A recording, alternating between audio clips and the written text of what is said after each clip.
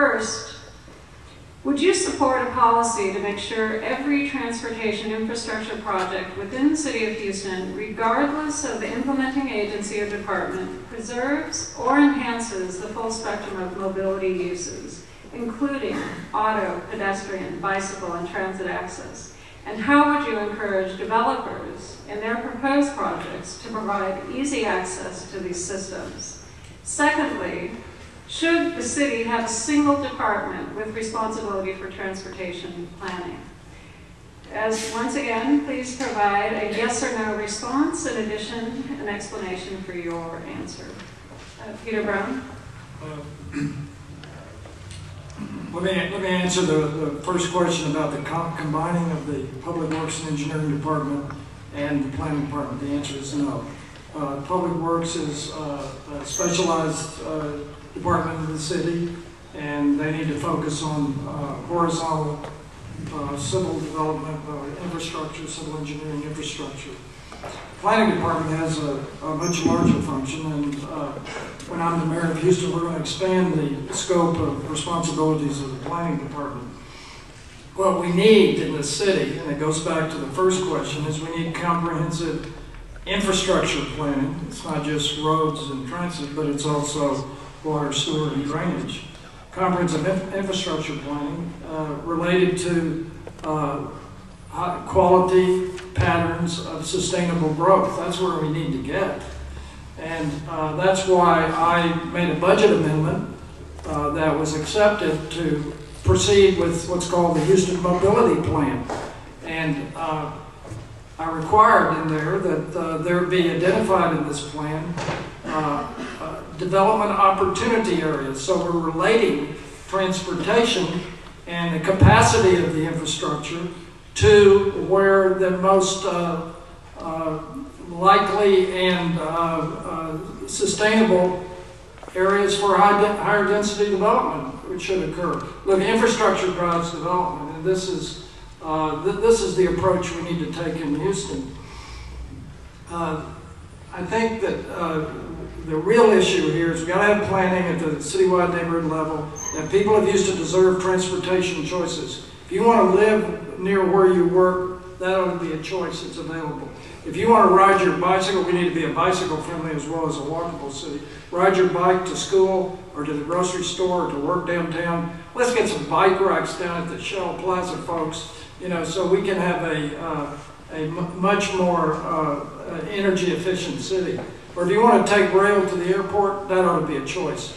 But this has all got to come out of a comprehensive transportation plan at the neighborhood level, and the city planning department should be the department responsible for developing the plan, getting it adopted, there's an official process, and implementing it. And we have a very clear definition of what this plan is in the city code. It's there. Chapter 33, you can look at it. It's one of the best definitions I've ever seen of what a comprehensive plan at the different levels should be. And that's the way we need to go in the city of Houston to have a much more greener, livable, and prosperous city.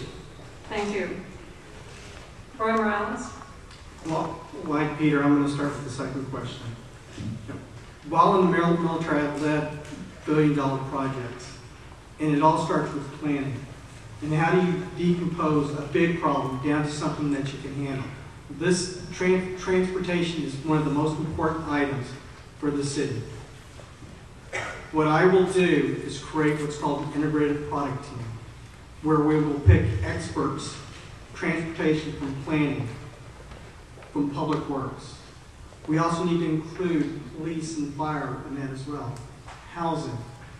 These will be the key experts sitting at a table like this. This is how we used to work the big problems for the Department of Defense. Example, done that before. As a former Chief Technology Officer for the Houston Emergency Center, we had a problem like this. We had a problem with addressing. How does 911 get information on where you live? Well, that problem goes across several departments. It starts with the planning department that gets information in on addresses when homes are built. Public Works involved because they put up the street signs. Greater Harris County 911 has the telephone information on these homes, and then the Houston Emergency Center has the database that actually sends the first responders out. We brought experts in from each area, and we solved this problem when we had several wrong addresses in the brand new system. So that's how we had to handle this particular problem. We decomposed a very, very complex problem to come out with a very winnable solution. As far as the first question, my answer is yes on that. Thank you. Annise Parker? To the second question, combining the two areas, no, I think Public Works has a distinct role in the engineering aspects of our transportation infrastructure. The planning department has a very different task, but they need to coordinate and work closely together. As to the other question, whether I would make sure every transportation infrastructure project within the city of Houston, regardless of the implementing agency or department, preserves or enhances the full spectrum of et cetera, I trust that the questioner understands that the city of Houston has no authority over the state, the county, or county infrastructure projects. I believe we need an integrated multimodal transit system that incorporates light rail, commuter rail, park and rides, bicycle lanes, good walkable sidewalks. But a mass transit system has to start with a first-class bus system. I would put a lot of energy and attention to Metro, which I don't think is sufficiently transparent in its accounting, nor in its plans for the new light rail lines as it develops them. And I also believe that Metro has been cannibalizing the bus system in order to feed the light rail line. I think that is a disservice to the citizens of Houston who are truly transit dependent. I am extremely concerned about our workers being able to move from one side of the city to another, to not have gridlock during rush hour traffic. That's a quality of life issue, and it's also an economic issue. So we have to provide opportunities, but we cannot control something beyond the scope of the city of Houston's responsibility. Thank you. Gene Locke? Yes. Let me answer the questions in the order that they were asked. First question, yes. I believe that it's important, it's essential that Houston have an integrated plan of transportation that involves all methods and modes of transportation. We'll talk about that in just a minute. And I think this notion of integration really is not a Houston phenomenon, it's a national phenomenon. You noticed in March of this year, the new Obama administration proposed a program that would essentially have the federal highway and transportation problems merged with housing and urban development to try to create livable cities. That's a concept we're going to take to heart locally. Here's what we can do. We need to have a regional approach to transportation. We need to stop looking at this as if this is a pure Houston problem. It is a regional problem in terms of moving people in and out of this area. So if I'm elected your mayor, when I'm elected your mayor, I will create a Department of Transportation as a standing department of the city of Houston that's designed to help us to plan and administer transportation, both in the city and in the region.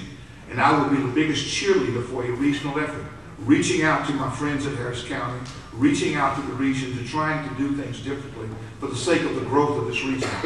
But I think there are also some things practically. The second question posed, practically, what is it that you can do to try to incentivize some further development, thinking outside of the box, if you will. And I think there are 2 or 3 things that I would like to offer up that government can do right now. We can offer some incentives in ways that will encourage different behavior with transportation. For example, to developers who are coming to Houston to build or would suggest to build, why not offer tax abatements or incentives? If, in addition to building the structure, they put back bike racks there and showers in, so that their workers who want to come to work by bike have an opportunity. Why not create an RFP, a request for proposals, to see who could create a plug-in system for electric cars in the city in our parking garages, and see if we can do it in a way that does not cost the city money. I think we've got to think differently at the transportation model. This is going to be the big challenge for us in this new decade.